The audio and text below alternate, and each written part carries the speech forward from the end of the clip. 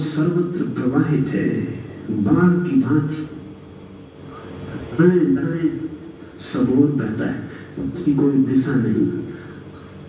असंख्य वस्तुएं उसी से जीवन ग्रहण करती और यह उन्हें अस्वीकार नहीं करता। ये समझने जैसा है। सुना है मैंने, एक सूफी फकीर ने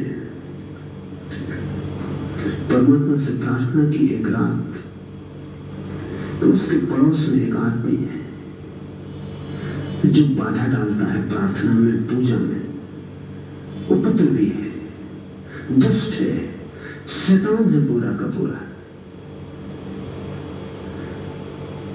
इसे सुधार दो, क्योंकि इसके रहते पूजा प्रार्थना ही मुश्किल हो गई। तो उसने बस सुनी, आदमी को मैं 30 साल से देखा था और तुझे तो अभी क्यों मैंने ही इस पड़ोस में आए हुए, और जिसे मैंने स्वीकार किया है उसे तुझे अस्वीकार करने की क्या जरूरत है। और अगर वो पूजा में तेरी प्रार्थना में बाधा डालता है तो तू उस पर ध्यान मत दे।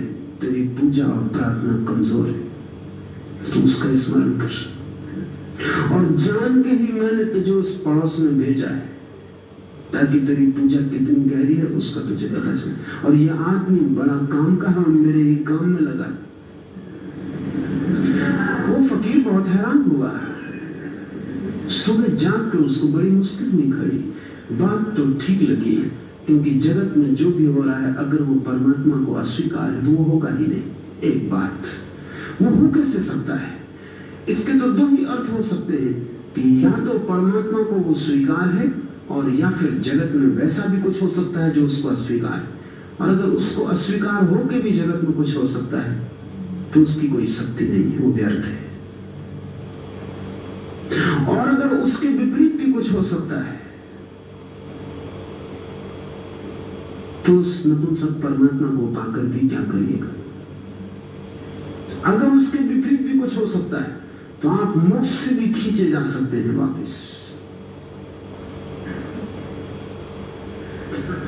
परमात्मा के विपरीत कुछ भी नहीं हो सकता। इसलिए जो आपको बुरा भी दिखाई पड़ रहा हो वो भी उसकी ही मर्जी से हो रहा है। और ये प्रतीति आते ही कि उसकी मर्जी ही अस्तित्व का आधार है।